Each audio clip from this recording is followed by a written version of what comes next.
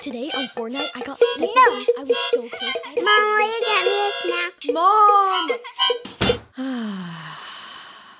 It's time for adult conversation. With me, your host, Brandy Ferner.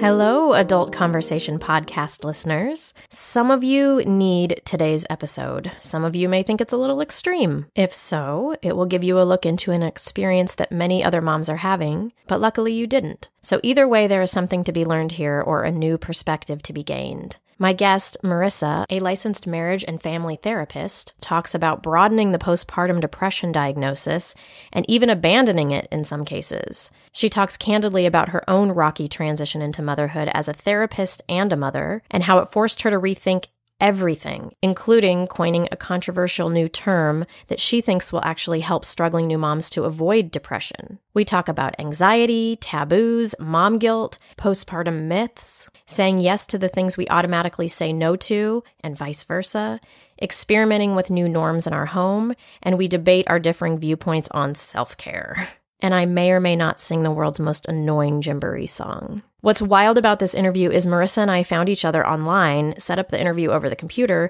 and in the first 30 seconds of talking, we realized that we live less than a mile away from each other. So her Gymboree was my Gymboree. Small world. And a special shout out to my newest Patreon peep, the awesome Amy Halperin.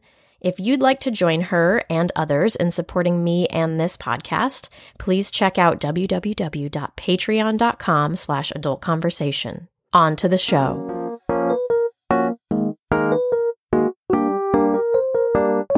Today on the podcast, we have Marissa Zuito. So the reason that it's super exciting to talk to you today is because you are a licensed marriage and family therapist, correct? Yes. You got certified in this before you had children, is that right? Yes. Yeah. Okay. So I was already a therapist. Okay, so I'm dying to know, how were the expectations and the reality different? And so I'm curious, like, what you learned from a book and from case studies and in your program, and then how motherhood was different when you were actually in it. So that's what I'm excited to talk to you about today. But before we get to that, what do you think the listeners need to know about you? I think what's important to know is that I'm brutally open and honest about my very difficult transition into motherhood with the hope of helping other moms avoid some of the shame and embarrassment that I felt. So I am just a complete open book about everything I experienced. Yeah, you're our people. Welcome. And the fact that you're close by, like you and I could get together and like hash this out in real time. I'm just so excited about that. Okay. I can't wait. We absolutely have to. Let's go meet on the corner of Aliso Creek and... Exactly.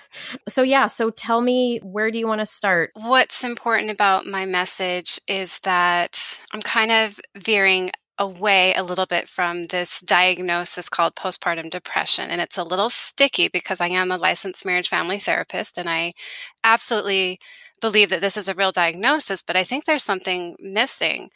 So when I began to accept that what I was going through wasn't temporary, in fact, it was getting worse, I began kind of reading and researching about postpartum depression. And although it helped, like I'm saying, something was missing. And so I knew that I had an experience that wasn't quite being talked about, which is postpartum regret. So having regret for becoming a mother. Oh my gosh, is that a thing? Is that a diagnosable thing? It's kind of a term that I'm pioneering. I've never heard of it, so I really had to kind of invent it. And the reason why is because I think moms that struggle in this way, they need a name for what they're going through. And this may or may not fall under postpartum depression or mental illness. And that's the distinction for me. And it's scary to normalize this and to say it out loud. And yet I know how important it is to talk about, because I think I could have been spared some shame and embarrassment had I been able to identify this and knowing that I wasn't alone. So before you had children, when you were in your program and you were learning about maternal mental health, what did you expect, and like what things did you learn that you thought would be applicable? Like what was that like before you knew, before you had been initiated? Well, I'd have to say I don't think I learned a thing about maternal mental health in my master's program. Maybe it was a side note when learning about depression, I don't ever remember really going into it. Maybe it was just like under the umbrella of depression, here's a list of 20 different things. Now I could teach an entire semester on maternal mental health, but it's not one of the topics that's covered, in my opinion. Wow. So that maybe answers part of the question, which is you really didn't have any specific expectation that, hey, motherhood might be rife with mental problems. People might be having a hard time transitioning into motherhood and accepting that new role and finding themselves in that new role. So it was kind of maybe not even on your radar. Does that sound right? It absolutely sounds correct. And I think like most mothers, we're aware of this thing called postpartum depression based on media, and maybe if you're lucky, maybe your OB talked about it. But like most mothers that actually experience postpartum depression, they are blindsided. And I think for me, it's like I want to talk more about the struggle and some of the taboo truths, including regret. For me, it wasn't helpful to be diagnosed, to be told you've got this illness. If anything, for me, I wanted validation either from a professional or another mother to say, given everything that you are going through, of course you are having regret. Right. Exactly. And I'm a sane, normal person. So I feel like I might get some pushback on this as a mental health professional. And I understand that. I will take it. But I wasn't mentally ill. Right. Does that make sense? I wasn't sick. I was struggling, and it led to depression. It's not the other way around. And I think the difference is that when we hear a mother talk about regret, which I see all the time in, some of the Facebook groups I'm in or the mother groups, the go-to, I think, is to say, wow, you must have postpartum depression, because otherwise we couldn't fathom a mother feeling regret or struggle. And I kind of want to say, if not validated, if someone doesn't validate and say you're okay for feeling that way, it will lead to depression, but it may not start out as depression. And that's the difference. That's so true. And are you even a mother if you don't feel some form of regret or struggle? I mean, honestly, I feel like that part, like what you're talking about with the normalization, when a mother's like, oh my God, what have I done? This is so hard, that we're like, welcome.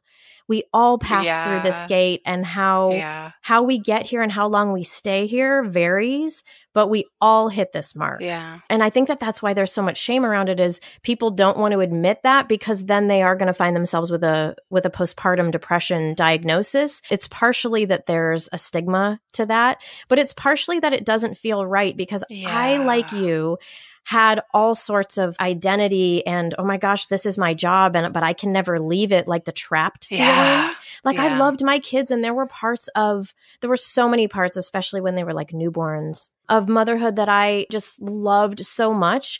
And yet there was this whole other side of things that was happening where I all of a sudden felt like I couldn't breathe because my autonomy had just been yanked away. Mm-hmm. I didn't feel depressed. It wasn't that I didn't have the motivation to do things or the want or the zest in my life. It's just that I don't want to do these things, like clean up goldfish crackers 100 times a day, or wake up hours before my body is ready, or try to anticipate the needs of someone all day long, or cleaning up a poop in the bathtub and waiting for my husband to come home and then make everybody dinner and then feel like I should have the energy and desire to have sex with my husband at 11 p.m.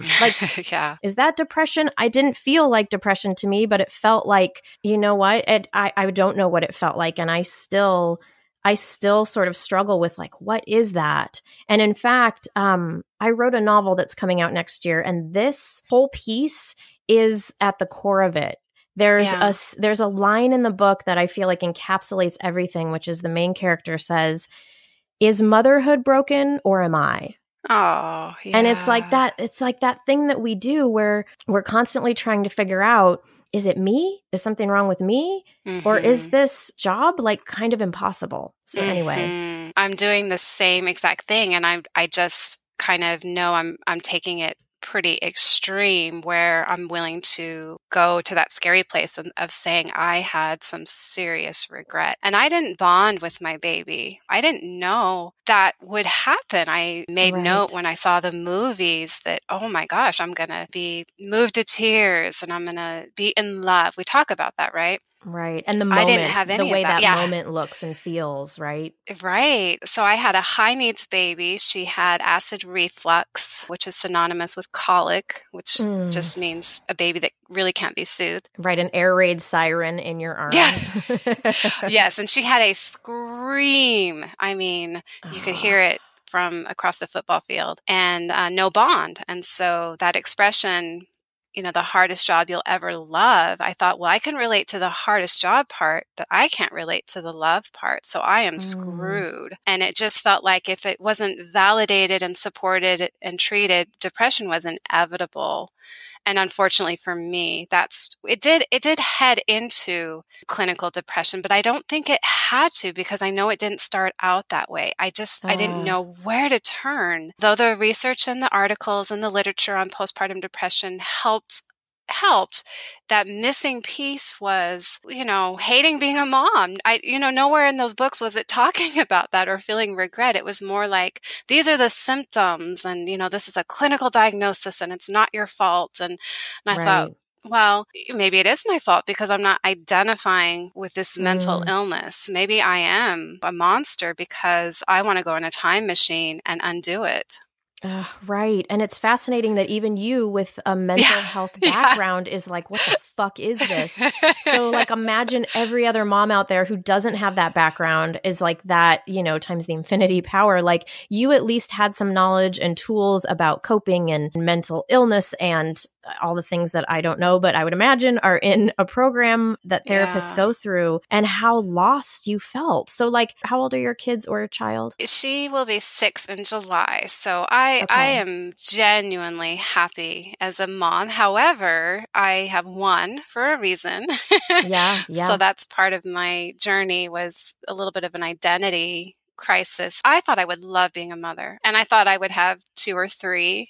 I think we spat out these numbers without having any knowledge going into it. Yeah. I mean, I was an older mom, so I remember saying, oh, we'll have to have them close together. And I kind of compare it to like I was just trying to knock out some college courses to get it done sooner, having no idea what I was actually saying or doing. Okay, so if your daughter is 6, so then how long did it take you, and what was your journey like to make sense of this and to get to a place where you realized the motherhood regret and that you didn't feel shame and that you kind of like healed? If you're at that place, what was that journey like? So unfortunately, or fortunately, because of how passionate I am, but it took a long time. I felt shame and embarrassment, which I think is very common, with feeling depressed after having a baby. But again, I couldn't. I think part of not reaching out for help is I felt like my only choice was either A, I have this clinical diagnosis, or B, I'm an asshole. Like, I really felt like these are my two choices. And now, oh my God, wait a minute. I just want to have a moment of silence for what you just said. Let me just like feel that for a minute, because there's something so fucking real about it, right? Yes. Because, right, you feel like an asshole. Oh, dude, yeah, thanks for bringing me to my knees. That's, but like, that's the realness of it. There's no middle. Yes. And especially if you have people around you who are enjoying it, or even the well-meaning older people in your family, like grandmas who don't remember the real hardship. I think what I've come to terms with is that there are moms that love it, and it's okay that I wasn't one of them, but there are. So the middle for me now is just that validation piece of and again, I absolutely want to be clear. There is truth to this diagnosis: postpartum depression, postpartum anxiety, and postpartum psychosis. These are real things. I'm simply adding to it and saying, well, wait a minute, maybe there's something else. And so to get validation that the struggle is real, and I'm okay. I'm okay that I'm having these feelings. And so kind of the first step was what I call find your tribe. This could be including social media. There are a ton of Facebook support groups. There's a Fussy Baby Facebook group site, which there are just tons of mothers who are singing my song and saying, this sucks. How do I soothe my baby? Or my baby hates me, or I hate my baby, and feeling like, oh my gosh, another mother feels the same way I do. I'm not an asshole. I'm just hanging on. And I think too, what can be damaging when I say find your tribe, I had joined like a jamboree class, like Oh, a mommy and yes. me, and it made it worse because these moms were happy. Was it the one by the Domino's Pizza? Yeah, yeah. See, we are neighbors. And you know what? My daughter is a 1 month different than your daughter. I swear we could have possibly been. Okay, wait a minute. I think we could have possibly been in the same class. Was there a woman who sang the friggin' like the log roll? What's that stupid song? Okay, there's a way that her voice sounds that my son and I just crack up about. That's the way the air log rolls. Did you have good. that woman? Yeah. There was a man actually that led our group, which was a little interesting. I was definitely not going to talk about my depression in front of this man. Yeah, even that we were going to go around and talk about our depression. In fact, I remember going around the circle and saying, "Okay, what do you love most about your baby?" Something like that. And I'm thinking, "Oh, just skip me." Oh man, and you're right, because those classes, like, it's like a snapshot, right? It's like an hour of your day and then you see these other moms and babies.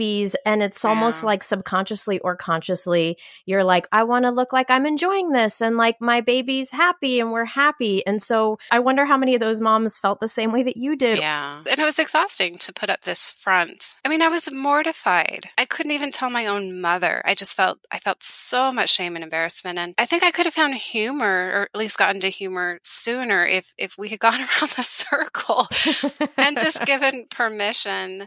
I would have liked to have found moms of like mind. And that's when I say find, like you said, find your people, find your tribe. But when I finally heard from other moms saying things like, I had a baby to add to my life, not take away, what I felt in that moment was relief. Like, oh my gosh, that's exactly how I feel. This side people don't talk about.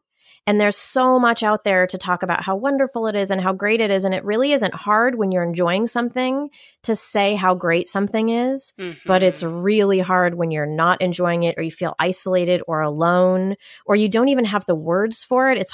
It's hard to even communicate about that. And that's part of my duty and my passion is to give a voice to that, to balance out the conversation. And I think wouldn't it be helpful in a group like that if when you go around the circle, there's both things, right? I'm always about there's both.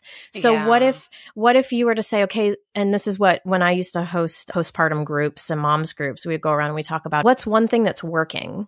And then let's talk about what's one thing you're struggling with. And that way, the mom gets to choose which way are you going to go and where are you going to put more of your emphasis. Yeah. And that's a healthy conversation rather than it's all one way, either way. There needs to be the space to be able to explore these things without being judged. Yes. And I think that's why this conversation is so important, so that another mom can be saved and know I'm not alone. Even if I felt a little awkward talking to a professional or my OB, but if I had read a book or heard this podcast, I'm at least going into it knowing, okay, maybe this OB is misinformed, but I know what I'm talking about and I know I'm not alone. Right. So you were talking about how you did the jamboree classes, and actually it sounded like those made you feel more isolated. Is that right? Yeah. So I wish I would have joined more of there's local postpartum support groups, but even social media actually helped a lot with the online support groups, because there's just, we think of Facebook, it's international. I mean, there's just thousands upon thousands of women who are coming together and saying, hey, I have a high needs fussy baby, or I have depression following the birth of my child. And the anonymity of social media, one of the upsides is that I think people can say things online because they're like, oh, this person's a stranger. I'm not at a jamboree class trying to show how happy I am. There's something about having that barrier, that wall, that I think people can be a little bit more real. They can also be more awful because there's no face-to-face interaction. But I think in terms of what you're talking about is online for some of this really personal stuff, sometimes is the place for it. Yeah. And I say to the moms that I work with, even if they're, not into Facebook or maybe anti-social media, be an onlooker, just take a look at what's being posted. And I don't post too much myself, maybe because I'm not struggling at the current time, but just simply reading, being an onlooker helped tremendously. Did you ever get a validation? Did you ever, when you were saying find your tribe, did you ever meet that person who was super validating, was like, oh yeah, this job sucks. And you're like, be my best friend. Did you ever have that moment? Yeah, part of it was my own kind of aha moment of there has to be something more than just I'm an asshole and there's postpartum depression. And so it kind of came through my own research. I started posting inquiries in these social groups saying, calling all moms who felt the same. And so I started gathering data and hearing all these stories, and that helped tremendously. And then my contributor to my book, Shoshana Bennett, who is a psychologist who specializes in postpartum mood disorder, she asked me a very powerful question. She actually, I have to give her a lot of credit. She planted the seed because I hadn't come up with this term postpartum regret. I'm still just kind of thinking, okay, I had postpartum depression and I want to learn more about it. But she said, I wonder if you actually had postpartum depression. And I looked at her kind of like, well, I had depression following the birth of my baby, but now I get it. It's like it led to depression, but what if it could have been prevented had I received that validation, had I read the right book or listened to the right podcast and thought, oh my gosh, I'm just struggling as a mom. I don't have to be mentally ill to say this sucks, or I hate being a mother, or I have regret, which are very harsh. Like I said, I am brutally open and honest, saying these terms so freely, which I think might shock some moms who love it, but it's so important to say these things out loud. Yes, and by doing that, you are freeing other people who can't say it, who wish they could. Yes. That's the gift that you give people. But this idea that postpartum depression could possibly be avoided, I find it so fascinating. And I think you're so onto something, because when we have such a big transition like this, and with all of the different pieces and things that get taken, and, like what you were talking about, how these things weren't even on your radar, they're not on many of our radars, really what the sacrifice is. Then you take into consideration modern day mothering and dad privilege and gender roles and all of these things. It's not just like, oh, I now care for a baby and that's hard. There's so many different pieces of it. And if we're not dealing with those pieces and validating people and letting them know, like, hey, you might find this hard in ways that, like, you don't even know why. Like one of my first episodes when we talked about why you hate your husband when he goes for a run. I've had so many people contact me and go, I didn't know why I hated my husband for it, and he's not a bad person, but I did. And now I get why. But even just something like that, like those little pieces, having words for it, the fact that that could stave off postpartum depression, I think is really powerful. And I think that postpartum depression, it's such an umbrella term that I like that you're looking at it from the little nuances. And so I'm thinking about where I would fit into this, because my experience, I enjoyed it, especially newborn to 6 months, like sign me up all day long. Wow. And and breastfeeding went easy for me. And there was something about that time that I loved. Basically like a year to 3.5 or 4, I'll just be over here, like I'll go check out, and then I'll come back. But I'm trying to think of, and I would imagine other listeners are trying to think about, okay, well, what's my specific thing? Is it regret? Because unlike you and, your situation with the bond, I had that. And yet I don't know, what's the word for, I love these people, but my life is not my own anymore. Yeah. And it doesn't get to come back. Is that grief? I think so. I mean, I definitely had grief for my old life, and I did not expect, no one talked about that. You might feel grief. Right. And then what about, I've had a hard time making peace with one of the things that I always say to myself is like, Brandy, why can't you just accept this? You're 12 years in. Why can't you just accept that you're a mom and you're not in control? You're not sailing your own ship anymore. And obviously, as my kids have gotten older, I sail my ship a ton more than I did in the beginning. And that's why I think I find those it's like the honeymoon phase for me. And then when the reality of, but no, you have to do this with intense aged kids, for the next 5 years, that's where I lose it.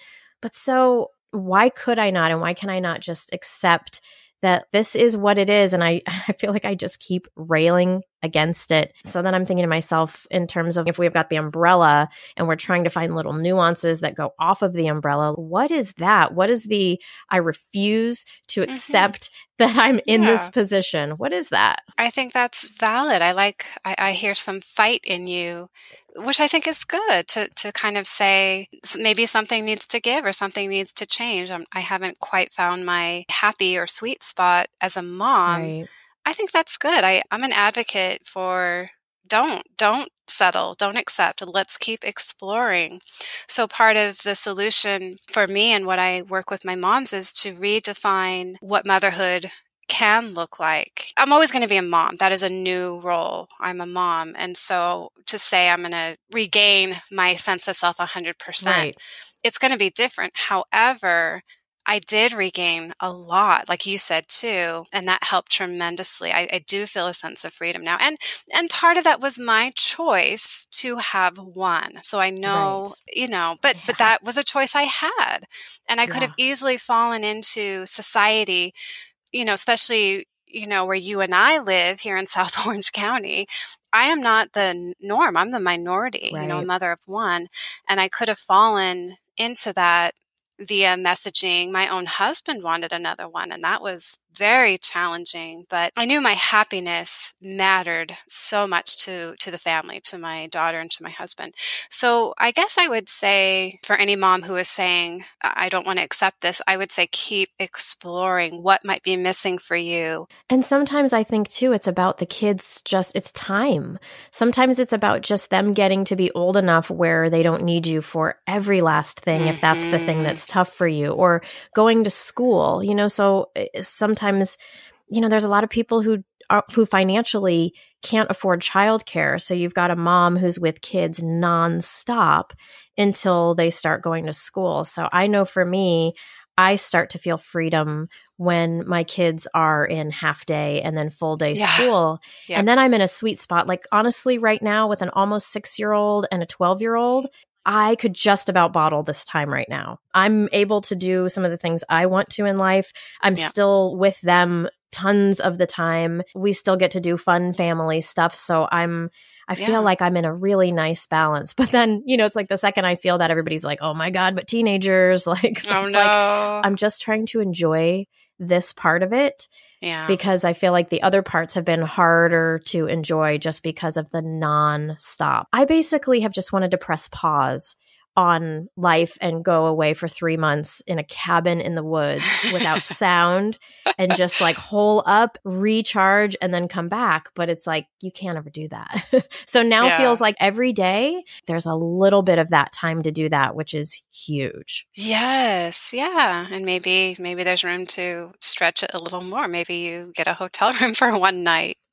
I actually did that 2 weekends ago. Me and my friends, what we do is we went for 2 nights, and it's so funny just how times change, but we check in, we get in our pajamas, we get in bed, we turn on awful reality TV, and we order room service. And we don't do anything. And the whole time we're like, we should go dancing. We should go do something. And we're all like, no, I can't. So that right there is my sanity. That is my antidepressant, is friends and space away, for sure. Yep. So your book, did you write that while you were still in the thick of it, or had you figured out some things? Yeah, I had definitely figured out some things at that point. However, I would say gathering my research and putting that book together just was the cherry on top. I would say I was out of the depression, but it became my passion and my meaning and my purpose. So, and I remember hearing that if you're looking for a book and you can't find it, you need to write it. And I didn't see really any books, at least from a, like you said, I'm a clinician, but here I am talking about how maybe this is non-clinical. Yeah. People gain so much from other people being real as who they are, as opposed to being the expert. Like, the expert stuff's fine when it's colored by the actual lived experience. Oh, definitely. I knew how important that was when I first started kind of getting therapy. I was trying to save money. Here I am, a new mother, and I think a lot of moms can relate to this. All of a sudden you just moved and you have a new house, it's like, like this reality of like, we've got a mortgage. And so I'm trying to save money, which was a huge mistake in terms of getting therapeutic support. I'm meeting with these therapists that mean well, but they have no idea what I'm going through. So I think it's so important for me to say, not only have I done training, but I have lived it. And I'm so happy to share with my clients. I'm very open. What's great about the book too is I think you're exactly right about, for a lot of us when we have kids, we have a mortgage and then one of us maybe isn't working if we're a stay-at-home parent. Right. And so then you have your income sometimes cut in half. Yes. And so you feel like you know, we got to scrimp and we can't afford things, but then all of a sudden now we need therapy. Yeah. And it's like the last thing we're going to pay money for because we're barely making enough money sometimes, you know, for groceries or Gymboree classes or these sorts of other things. So it's such an unfortunate thing where it's at a time when moms need emotional support and they can't afford it for many people. And so I think that leads to higher postpartum depression rates as well. Like if we could nip it in the bud. So kind of like what you're saying is something like a book that gets it, podcasts that get it, groups that get it. That's your therapy that doesn't cost $200 a session. Yes. Exactly. Right. So it's like finding the therapy in the other places. Also, just being alone in a room with nobody touching you is also therapy. Exactly. You know, and like hotel room with your friends. Like, I think if we look at therapy in a bigger way, then maybe it becomes more achievable or more affordable. Granted, the hotel room with friends might not be the affordable route, but some of these little things. And I think sometimes when people are talking about self-care, I think another term for that self-care is therapy. Even though I hate self-care with a passion. What's your take on this bullshit? And I'm going to tell you my take, but I'm curious, what's your take on this bullshit where people who could help us don't help us and then tell us to fucking self-care? Are you as irate about that as I am? Who can you be more specific? Okay. Who are these people? Well, everywhere. I feel like I see articles, I see books about this, and it's the hard part is it's the women buying into it. So there's like this sort of overall general idea that moms don't forget to self-care. And I get it. I get that self-care, like the idea by itself not being told to us by people who refuse to help us, the idea of self-care is wonderful because it's like therapy and it's taking care of yourself and it's putting yourself first, which is something that as moms we don't do. Yeah. So I love that idea. I don't love it when it's being told to people who are like basically gasping for air. And people are like, just take a breath. And it's like, can somebody help me here? So my problem is when it's an overall societal thing. So instead of making legislation, instead of making laws and foundations and systemic support for mothers, instead of making things more affordable, instead of making the conversation more nuanced and true, instead of that, we just tell moms to self-care. Don't forget, take a bubble bath, have a glass of wine, that sort of thing. And it's like, how about you do some stuff to make it so that all of us don't feel like this? So yeah, I get what you're saying. Yeah, putting the burden on the mom. Because the thing is we're caretaking people all day. So then for somebody to be like, but don't forget to take care of yourself. It's like, how about you take care of me? So I'm thinking about this in terms of family members, close friends, and husbands. Sure. It drives me nuts, especially to see these really kind of natural mom social media pages that just talk about self-care and have you done your self-care today? And I just rage at it because then moms go, oh, this is also my job. And the reality is like, it is. It also is your job because society doesn't give a fuck about you, really. That's what we've been shown. Yeah, I hear you. I have kind of a different perspective, and it's just based on my own experience that my husband became my enemy, during this time. Like you said, he's sleeping in or running, going exercising or whatever it is that he's doing. And the truth is, once I stopped blaming him or expecting him to be in as much pain as I was and started taking responsibility that it was up to me to make changes and find my happiness. So, I hear what you're saying as far as legislation and change needs to happen. But I guess for me, my journey was the freedom was once I started making those changes for myself. And when I think of self-care, it's so much more than just these little things like a bubble bath, which is great. That is great. But the bigger picture is, are you happy? And if you're not, do you want to maybe return to work, or do you need a whole afternoon off, that maybe you can arrange for your aunt to come every Wednesday from 12 to 5. It would look different for everyone, but for me, it's more than just a shower or Exactly. a glass of wine, which keep doing those things, but it's more foundational changes. It is. Yes, I hear you on that. And I totally get what you're saying. And I appreciate and respect that you found the freedom and you were released from some of this struggle when you figured this out for yourself. And so that's the reality, is nobody's coming to save us.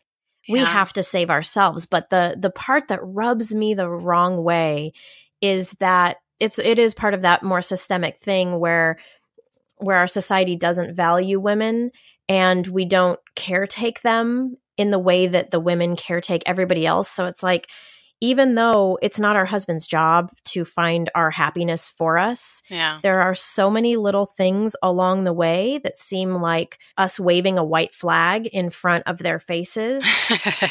We also need to be teaching our men how to better support the women and the wives and the moms in their lives, because it's like they go by not even knowing that this is happening. Men and our society have to do better for us. And sometimes that means I'm going to figure out what I need to be happy, but I also need somebody to be on board to support me. And when I'm saying this, it's advocating for other people, because and myself too, but my husband has been crazy supportive. I mean, to be married to me is probably not the easiest thing, because I'm the kind of person that's like, that's your privilege right there. See that thing that you're not doing that I'm doing. So, it's like my husband has no choice but to be a better, amazing person. And he has totally risen to that challenge. But overall, we are in charge of our happiness to a certain extent. But when you're living in a system, and sometimes for some people in a marriage in which things are not equal, you are pushing a boulder up a hill and you're already exhausted. I get that. And there's just so much messaging and societal norms that just feed into that. Again, I kind of go to personal responsibility, that I was the one getting in my own way.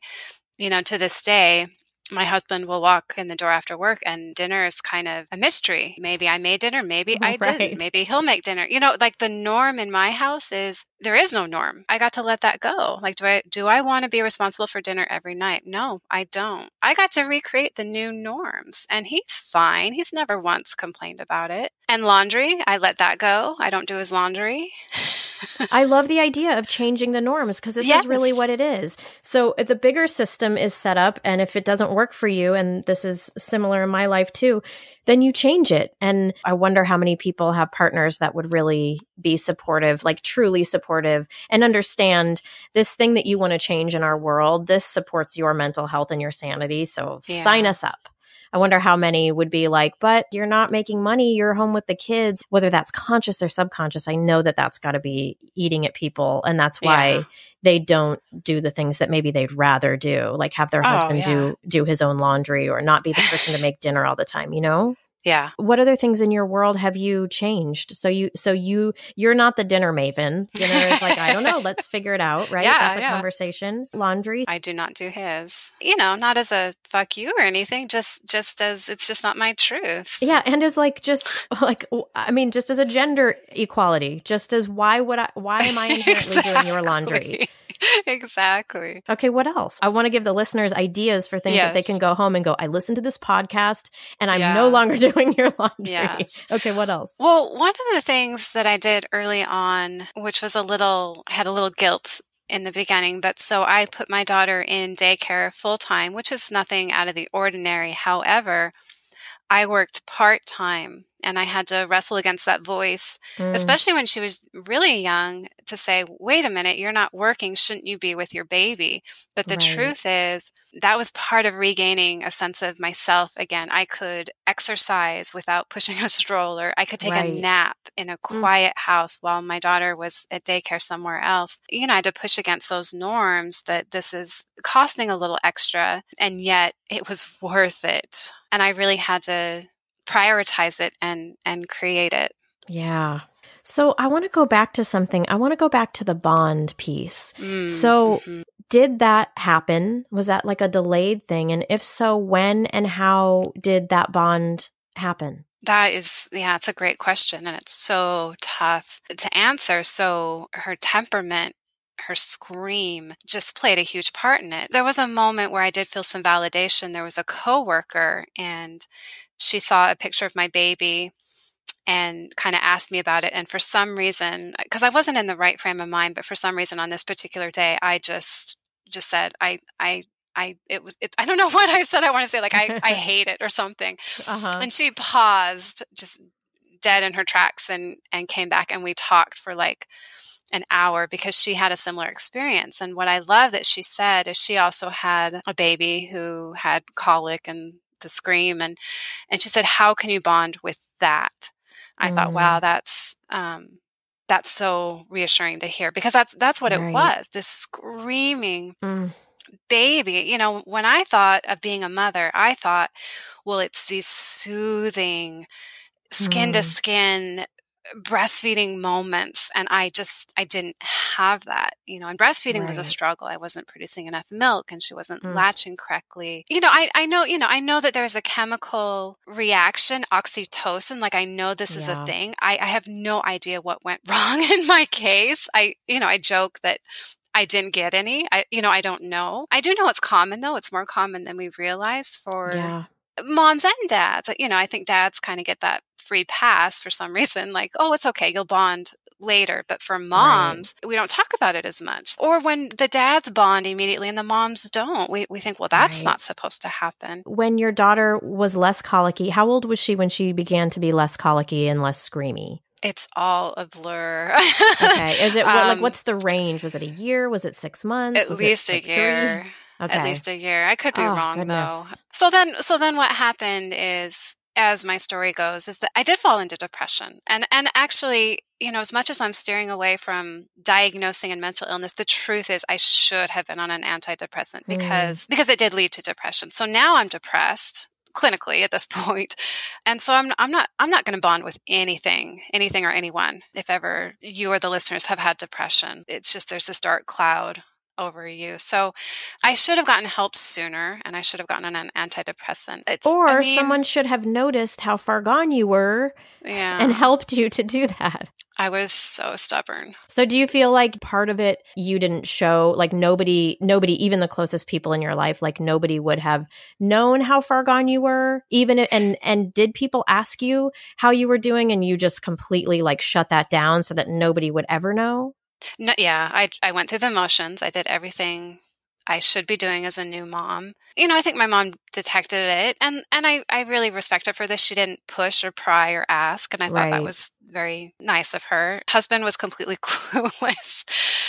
See, that's what I'm motherfucking saying. That is the shit that I'm saying. It's like, because here you are, you're like, I really should have. And it's like, you know what? I mean, I'm not a man hater. Everybody out there, I love men. In fact, I tend to get along with men sometimes better than women. But like, this is open your eyes. The person who you love more than anything else, who you know better than anybody else on the planet, is in a hole pretending to try to claw her way out. It's like, how is that non-detectable? Like, I know how much toothpaste we have left in all of our toothpaste things just because I'm a mom. And so I feel like dads don't get a pass for just being like, oh yeah, like someone was circling the drain in my house next to me for 6 months and I had no idea. Okay. I'm not trying to make light of that, but I just feel like I just always rage against it. Okay. No, I get it. It's so frustrating. But my husband's brain, I can only speak for him, and I'm sure it's fair to say for a lot of men, but his brain just doesn't work that way. It just doesn't. And in some ways, he is my role model. Honestly, I don't have to do half the things I do just because I'm aware of it. I don't have to change the toilet paper roll if I don't want to. It is my choice to do it. Yeah, you know what? That's a great point. There's a guest I had on here a while back she's our city council member. She said at her meeting, she was like, I asked myself, what would a man do? Like, would a man like cower down and not say anything? So she's like, the next time I came to the meeting, I was going to fight it tooth and nail because I'm like, what would a man do? So you bring up a great point as them being the role model. So I like what you're saying in that maybe we take some of the rage that we have towards how our husbands are, and maybe we're like, I'm going to do that too. Seriously. It is so true. But then does the toilet paper ever get on the roll? Well, maybe it will be his problem and not mine. Yeah, but like, I mean, I just legitimately can see that that toilet paper never makes it on the roll. Because at what point, like, it's, I guess the experiment is like, how long can they go with seeing it like that? But I feel like it's like decades. Yeah, could be. I experiment. I love that word experiment. I do experiment. I don't care to be the dish elf or whatever you want to call it, and dishes will be left in the living room. And I thought, well, let's just see, right? And he always Yeah. does it. It's a much different timeline than me, but Right. But it just happens. reminds me that all the things I'm doing it because I'm doing it. And what would it look like to not do it? And would that lead to greater happiness? Yeah. I feel like I derailed you. It was somewhere when I was raging about husbands. And my poor husband, seriously, I'm looking at a picture of him right now that's gone. I'm in my son's room and he's just like the sweetest, most engaged, awesome father and sweetest man. Sometimes I'm just like, I'm so sorry, but for the greater good, I have to talk about these things. Mm-hmm. So I'm so glad that he gets it. But okay, so you were talking about something, because I'm wondering with the bonding, I'm wondering where the bond. Yeah. I don't even know. It took a long time just because I was drowning in my own misery. Once I got happy, I loved everyone again. Yeah. So like about how long was that? Was that years? And did you have a moment where you looked at your daughter and you were like, I like you. I like this. Did you have the moment where you realized, oh, this is different? I don't remember a moment. I mean, things only got easier. She only got cuter. Right. Just that progression. Although it sounds like you almost had an opposite experience. So it just goes to show we're all on such different journeys. The cuteness always goes up. But for me, the thing is illogical things. I'm such like an asshole probably, but I'm just such like not logic, because I'm also very feeling, I don't know, things like when somebody's so tired that they're crying and melting down, but they refuse to nap. Illogical bullshit like that is so hard for me to deal with. It drives me nuts. So it's like when you get into the stage of that where they resist everything that keeps them alive, that's where I have a hard time, because you can't force people to do the certain things. And so, but then when they get a little bit older, if they choose not to do certain things, well, they're the ones that deal with the consequence of it. But it's that stage where they aren't the ones that have the consequence. You have the consequence. That's my hardship. And the cuteness is like off the charts. Okay, so in your book, I think you talk about 12 taboo postpartum truths that you wish you'd known. Is that right? Yeah. So that's actually a free article that any of the listeners can get. It's not in the book, but it's on my website, postpartumhappiness.com, and they can download the 12 taboo truths. And we've kind of touched on this. It's exactly what you said, that I wish I had known that these things might happen. They might not, but they might. And so things like you might not bond with your baby, so let's just talk about it. Or breastfeeding might not be wonderful and natural, so let's talk about that. And this is how I put it. It sounds so simple, but you might have an easy baby and you might have a difficult baby. Let's talk about that. I was so blissfully ignorant. And maybe for some moms, it's okay because it ends up being a wonderful experience, but I was so ill prepared and had no idea that these truths might happen. And I'm curious, when you say that you were ill prepared, I wonder what could have been done. I mean, there's things that we're talking about now, which is maybe you would have known to get help or to reach out or to say, this is what's not working. But coming from a childbirth educator perspective, when I would teach classes and we would talk about this stuff, because it was funny, after I'd gone through being a parent myself and I'm teaching the classes, I was like, 10th of the class needs to be about birth and 90% of it needs to be about postpartum. Hallelujah. Really. Yes. But nobody wants to pay for that. Everybody is still in the mode of trying to get their perfect birth and trying to control all of that. And so it's like, well, you have to give them some of that, because as we know, in birth, there can be birth trauma that sets the stage for a harder mothering experience. So it's like, it's all connected, but we'd get to the postpartum part, which was like half of one class.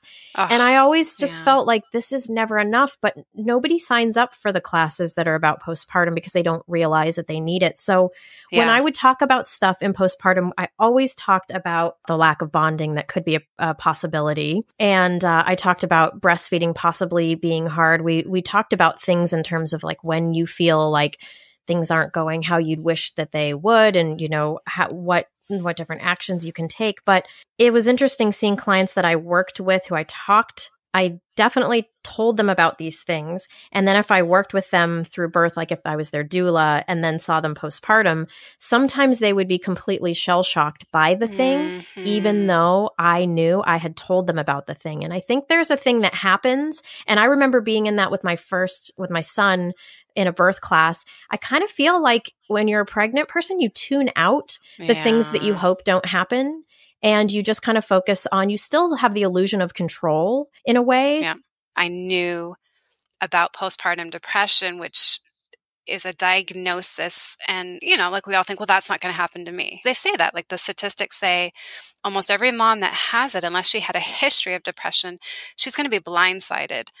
And so we can still talk about it, but we need to remove this diagnosis and just talk about lack of bond, breastfeeding issues, grief of your old life, regret. And I hear you. I don't know. I don't have like a crystal ball. I don't know how I would have responded, but I suspect I would have planted a seed and I would have thought, oh yeah, I remember this being talked about. But postpartum depression just wasn't a service for me, because I couldn't relate that I was mentally ill. Postpartum depression seems like a physiological chemical imbalance. And that doesn't take into account the shift of role, the constantness, the sleep deprivation, right, all of those sorts of things. So there's a lot of things that are just natural to motherhood that it doesn't take into consideration. Yeah. Which leads me to, can you give us a taste of your book? Like, I'd love to know, are there one or two things that answer the what to do when you love the kids but hate the job? Like, what are your top 2 or 3 tips or things that the listeners could implement that could help them if they're feeling like this? It's kind of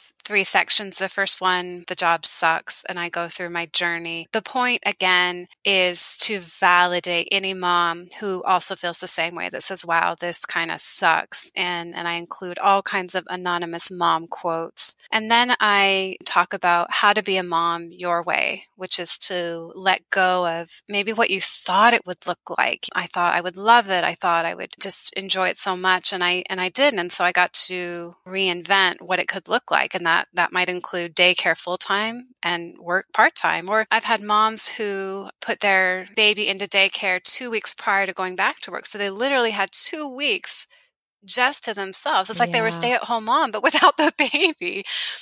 And I thought, bravo, good for you. That's a little bit of outside of the box thinking. And that's what I would encourage. Don't compare yourself to your own mom or your neighbor. What do you really want? And can we get that? Like how you did the hotel room. So how to be a mom your way that fits for you, that might look a little different.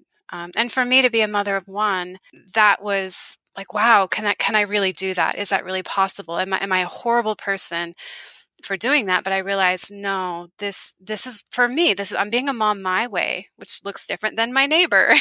Right. I even think it's breaking that stigma. I even identify myself as being a postpartum coach rather than just a therapist. So that piece of, you don't have to have a diagnosis to come and see me and to get some coaching.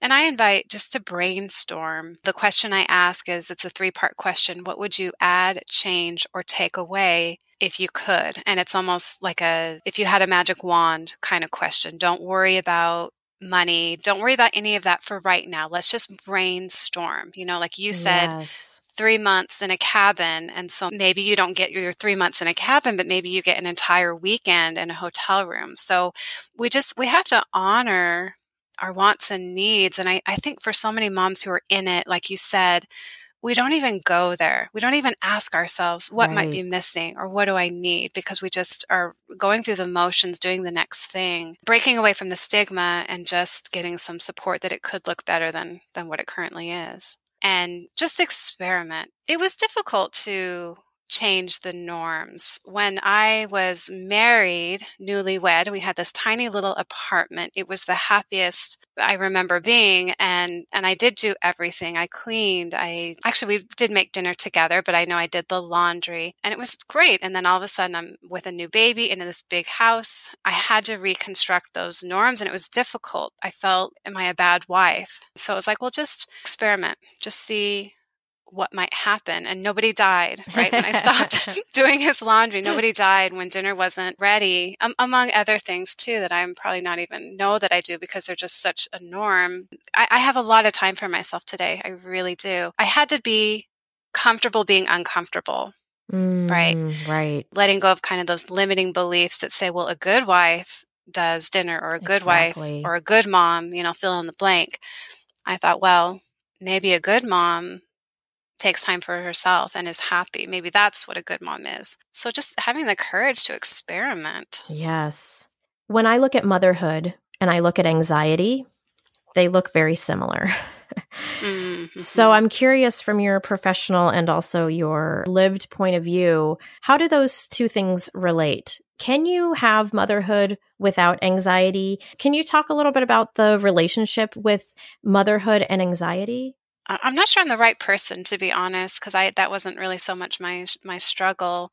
I think for me, honestly, it's about relinquishing control. You said it too, that at some point it's going to be their consequences. I totally get when they're little, which my daughter still is, but yeah, you're right. There's an element of I've got to keep them alive. But more and more, I'm letting go of her. She's starting to manage her own life, honestly. In fact, this is a bit extreme, but I even allow her to eat what she wants. So what is she choosing?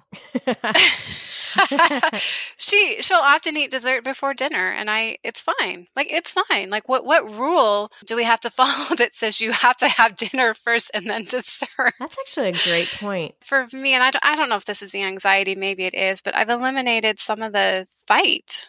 That it has to look a certain way. Even like her room, I know she's so young, but like I would clean it for her, and I don't want to clean her room. Sometimes I just shut the door. Like, it's her room. It's her room. If she wants it clean, she can clean it. And maybe I'm probably in the minority because she's so young still. But does she clean it? Will she eventually clean it?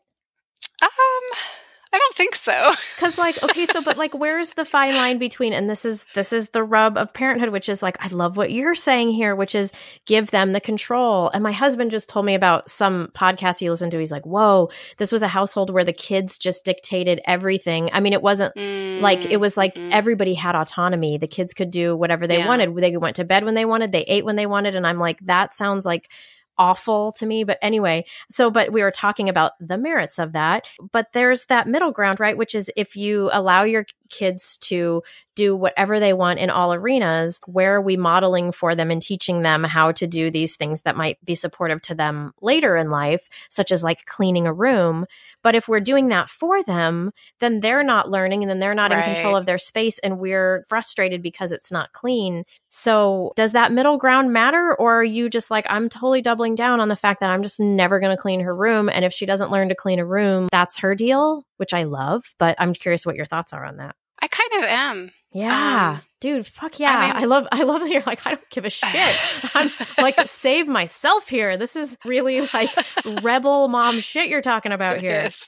It is. Maybe that's the answer. Less control equals less anxiety, I think. Yes, I'm curious. What else do you not do? What else? What else have you let go of the control on? Is the better way to ask that question. Like, where else can we ease up? Tell us, Marissa.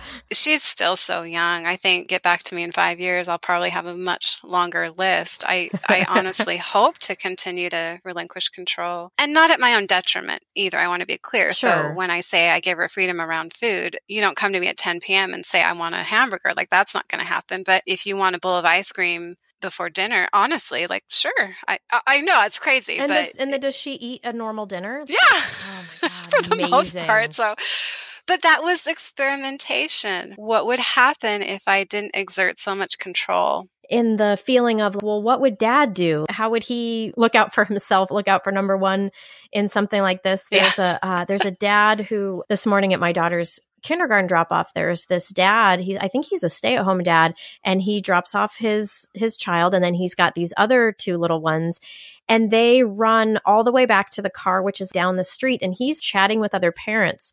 And I've never seen a mom allow any of that to happen. And as I was walking by them today, these little kids I think he had left the car open even, and they're not old enough to be in kindergarten. So I think they're probably 3.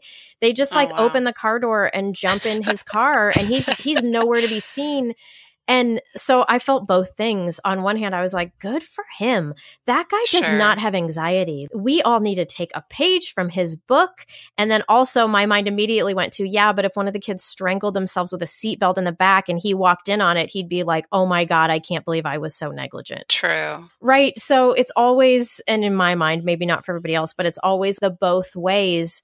And I'm always trying to find that elusive middle ground, which is, can some of the time I allow and not control, and then some of the time make sure I step in so that awful things don't happen, or so my kids learn the things they need to learn. That part of trying to balance the two is pretty exhausting, but is parenthood. Yeah, I agree. I think there could be questions we ask ourselves. What am I afraid is going to happen? Is that realistic? And it's funny, we talk about cleaning the room, but I look at my husband just leaving his clothes all over the floor. He's a grown man. I mean, what went wrong in his parenting? So is the worst thing a person that doesn't know how to clean a room? No. He still married you, and he's not shut in somewhere where nobody will live with him. Right. I like that idea of asking, what's the worst that could happen here? My kid grows up and doesn't have the personality where they clean their room. Not the end of the world. It's her choice. It's her choice. And I could be full of shit. I don't know. I mean, I'm not a parenting expert by any means, but when I think about the idea of anxiety, for me, it's, what am I trying to control that maybe I don't need to? But gosh, isn't this interesting that you are, even though, you saying that I'm not a parenting expert, but you do seem to be a postpartum wellness expert. But isn't it interesting that maybe those two things have to be separate? Oh, they do. So if you were a parenting expert and you were like, okay, so for the best development of your child, all the research shows and all the things that I know is, oh gosh, so if you're coming from that place, you can't also come from, here's what you do for mental health for moms, because they're incongruent in the Venn diagram of what you should do as a parent and then what you should do for maternal mental health. On the Venn diagram where they cross over, I think is kind of small. Like that little sliver is like, there's some things in there, but mostly they are, what is that? Mutually exclusive. Mutually exclusive. Yeah. That's what I'm talking about. No, it's true. I like that your take is, no, you're like, I'm for the moms. Parenting? Yes. Like, that's like an aside, but that's kind of what we need to hear, is we need somebody coming from that angle who's like got our fucking back and is like, I don't give a shit if your kid's room is clean, but I want you healthy. So yes. I appreciate you so much. That is so well said. I'm for the moms. That's awesome. Yeah, that's funny. I remember hearing the commercials to talk, sing, and read your baby, something like that.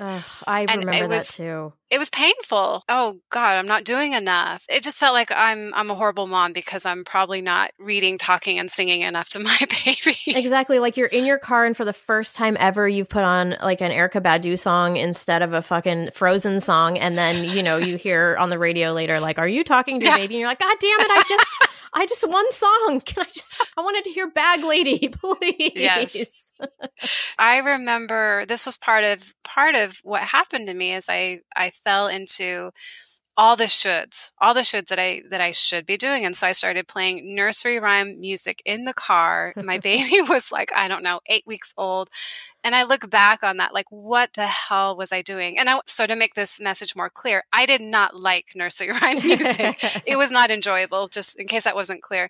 And I should have been playing Lady Gaga or whatever I wanted. That's what I should have been doing, because I made it all about her. Meanwhile, I'm miserable. We're just trying to get it right. So many of us, when we become moms, we want to do right by our kids and we want to do all the things that we're supposed to, quote unquote, we're supposed to.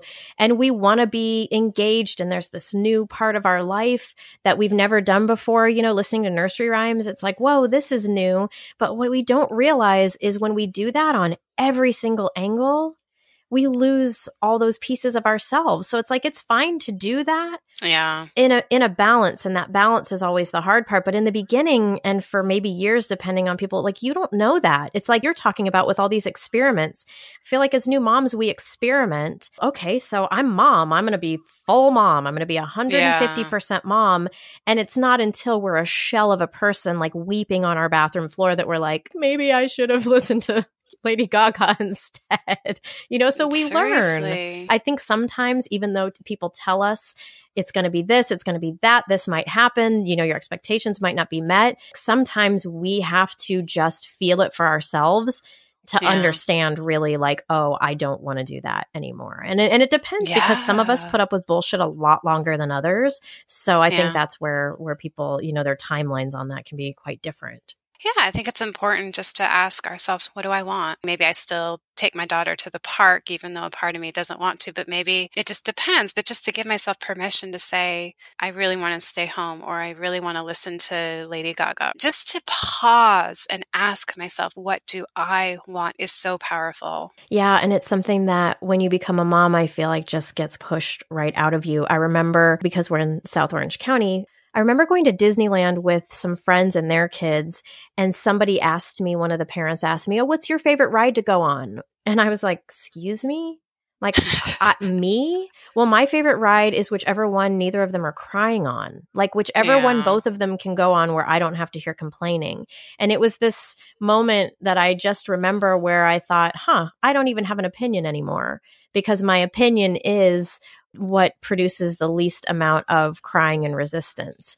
And so I love what you're saying, which is taking back these pieces of things that are important to you and that you really love, and having a favorite ride at Disneyland that doesn't revolve around your kids. Once again, you're for the moms. So your point of view would be like, fuck them. Not really. But, what ride do you want to go on? What gives you joy? Not what gives your kids joy and therefore gives you joy. Yep. I've had Disneyland passes, and I have actually gone by myself. It was so much fun. Wow. And when we talk about, I'm trying to think if I've talked about this on this podcast before, but when we talk about doing motherhood your way, my husband, I refer to him as Disneyland dad because he's super fun and he loves Disneyland. And so we've had passes with the kids, but I sort of hate Disneyland. I like it one day a year. I don't like the crowds, and I don't like the waiting in line, and I don't like the melting down that used to happen, that really doesn't anymore. And so finally, I think it was last year, our lovely grandmas gift us with those passes. And I think it was finally this last year I said, you guys can do that, but I'm not going to. And it was hard because I felt like, because I'm doing this, I'm not fun. I'm also pulling out of something that's family fun, and I'm putting myself before my family, but damn, it felt good because it was my truth. And it was also, I'm very practical. And with money, it was like, for them to spend that money and have me not go or enjoy it, that just felt like robbery to me.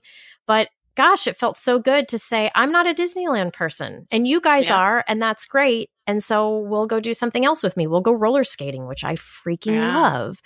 So some of those little things, even somebody like me who I feel like speaks up for what I need, even sometimes for us, it's hard to really say the thing that we want in the moment. Yeah.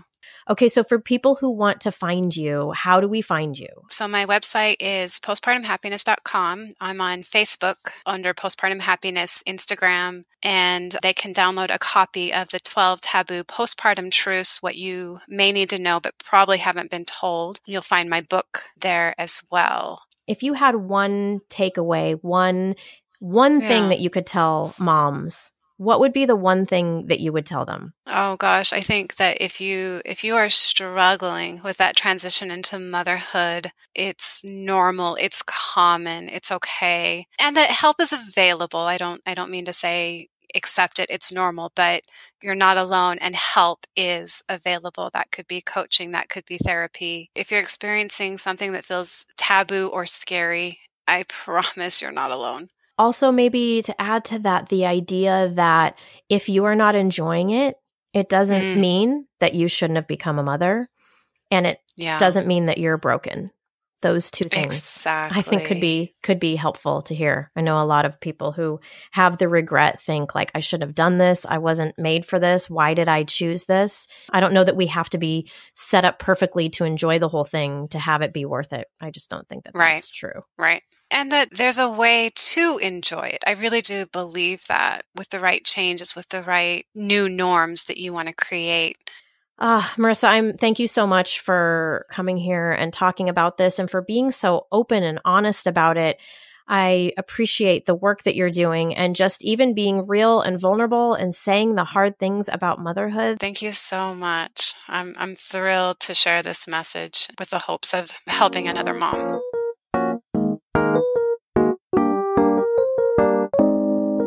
I would imagine your wheels are turning about what Marissa asked. What would you add, change, or take away if you could? Hopefully you can work towards a doable version of those things to recreate motherhood your way, ideally with some support.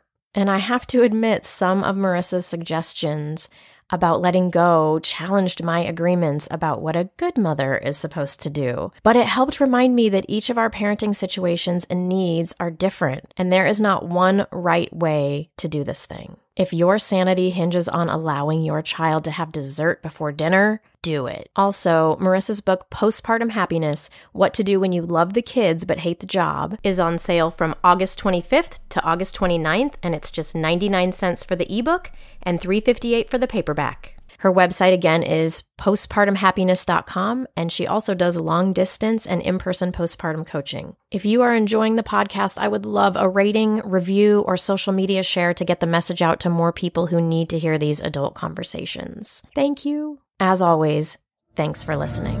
Here I am back at the goddamn Zoom.